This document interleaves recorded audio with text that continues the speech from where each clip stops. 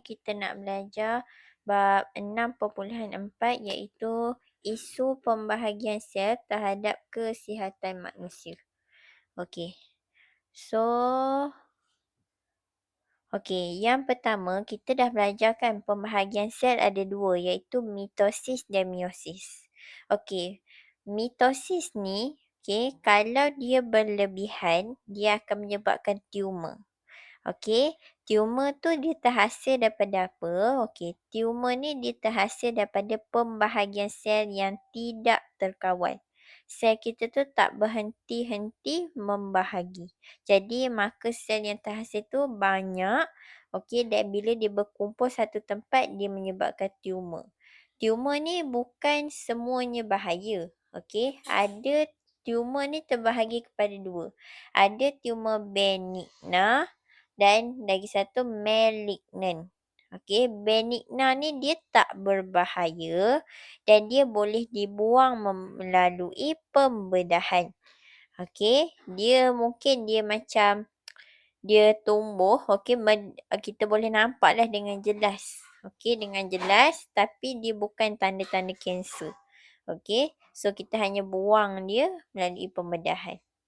Okey, malignant ni lah yang mana tumor yang berkait dengan kanser.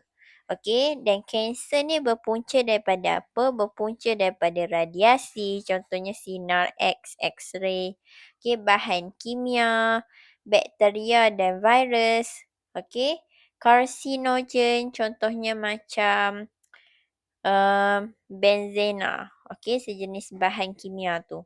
Faktor genetik pun menyumbang kepada kanser. Okey. Okey, so kita tengok dengan lebih detail kanser ni flow dia macam mana. Okey, tumor ni dia tumbuh apabila adanya sel tunggal kanser yang dia membahagi. Bila sel kanser tu membahagi banyak dia jadi tumor. Okey, contohnya ni breast cancer lah. Dia start dekat breast. Okey, sel kanser tu membahagi dengan banyak dekat breast tu. Okey, dia jadi tumor. Okey. So, kemudiannya sel kanser ni, apa yang menyebabkan dia bahaya adalah bila dia bersaing untuk mendapatkan nutrien. Sebab sel kan, dia mesti nak ada makanan. Maksudnya sebab dia nak menjalankan respirasi, nak dapatkan tenaga. Jadi, untuk dia dapatkan tenaga tu, dia kena ada sumber makanan. Jadi, dia bersaing dengan sel-sel lain, sel-sel normal yang lain, sel kanser ni. Okey, dan biasanya sel kanser ni dia akan dominate lah. Maka sel-sel normal ni akan rosak. Okey, so dia bersaing mendapatkan nutrien daripada tisu-tisu lain di sekitarnya dan dia akan tumbuh. Dan bila tumor tu semakin besar dan besar, dia akan merebak. Okey, ni yang menyebabkan kanser ni bahaya. Okey, contoh breast cancer. Kalau kita tak buang bahagian tu, dia akan merebak ke seluruh badan dan akhirnya kita boleh mati ataupun kita boleh meninggal dunia. Okey, bukan disebabkan breast cancer yang dekat breast tu. Tapi bila kanser tu dah pergi ke organ-organ yang lain dan menyebabkan organ badan kita rosak. Tak boleh nak jalankan fungsi dia. Okey. So nampak sel kanser merebak melalui salur limfa dan salur darah ke bahagian lain. Okey, ni dia merebak ke buah pinggang. Jadi tumor baharu pula terbentuk kat buah pinggang kita.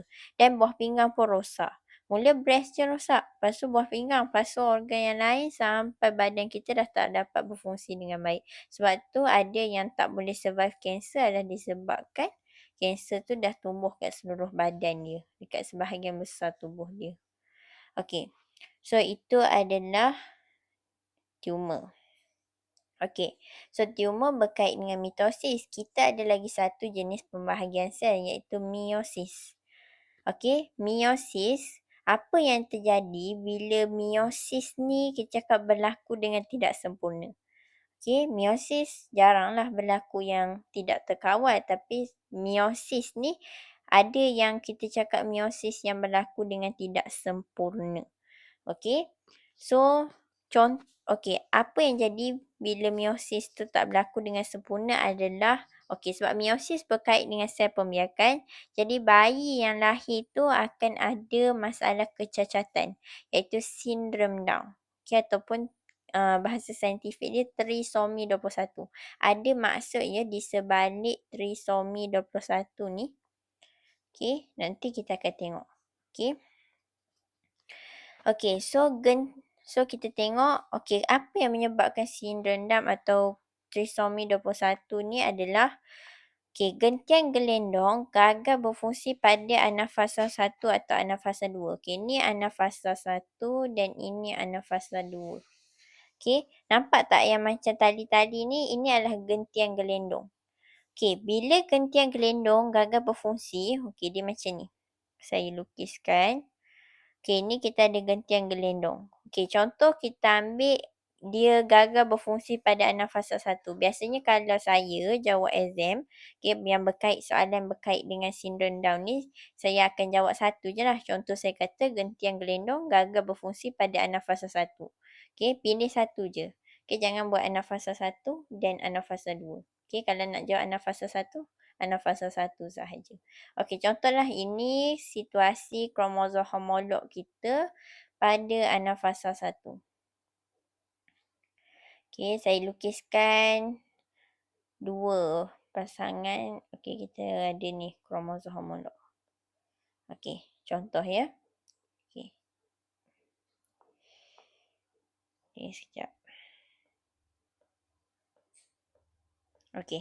So, ini.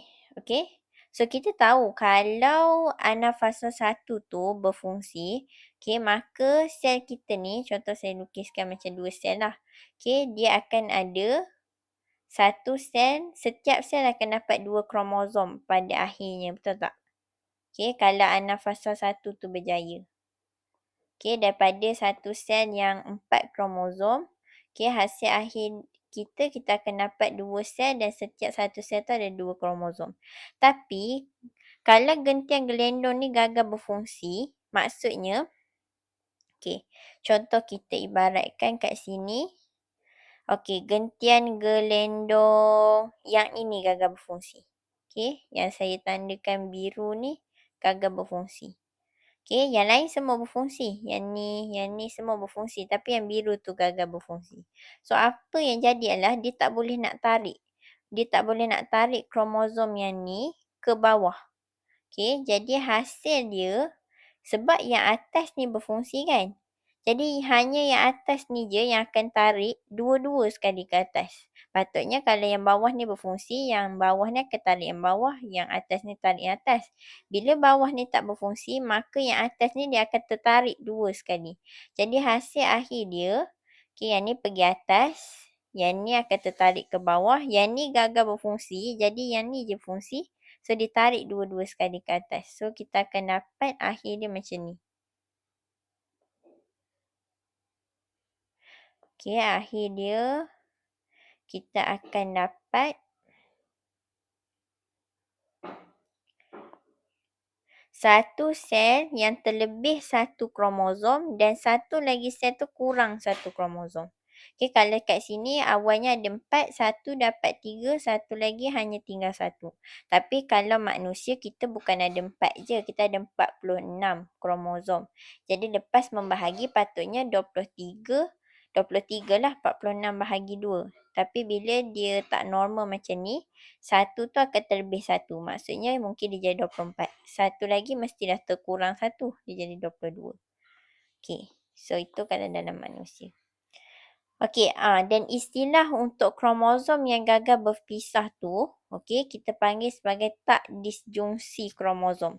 Tak disjungsi kromosom ni maksudnya kromosom tu tak berpisah lah disebabkan oleh gentian gelendong yang gagal berfungsi pada anafasa 1 ataupun anafasa 2. Pilih satu. So contoh di sini kita manusia, kalau situasi manusia kita ada 46 kromosom. Bila meiosis berlaku tak disjungsi, maksudnya kromosom gagal berpisah disebabkan gentian gelendong gagal berfungsi dalam anafasa 1 contohnya. Jadi kita akan dapat satu gamet, sebab meiosis dia menghasilkan gamet. Satu gamet 24 kromosom terlebih satu. Patutnya kalau bahagi 2, 23. Ada satu yang terlebih satu, 24. Dan satu lagi terkurang satu, iaitu 22. So, contoh kita biasanya kalau untuk menerangkan trisomi 21 ni, kita ambil contoh yang 24 ni. So, yang 24 kromosom ini, dia contoh kita dia akan bersenyawa dengan satu lagi gamet daripada luar. Okey, yang mana bilangan kromosom dia normal, 23. Jadi 24 tambah 23 dia akan jadi 47. Yang mana lebih satu daripada bilangan kromosom dalam manusia normal iaitu 46. Okey. So, yang lebih satu tu biasanya dekat kromosom nombor 21. Okey. So, sebab itu dipanggil trisomi 21. Sebab kromosom 21 ni ada 3. Ada 3. 1, 2, 3. Okey. So, apa simptom-simptom seseorang tu sindrom? Kita boleh nampak dari segi fizikal dia lah. Okey, yang mana dia kerencatan mental, mata dia sepet dan lidah dia terjenim. Boleh nampak dari fizikal dia. Okey, so itu sahaja perkongsian daripada saya. Okey, sekian. Terima kasih.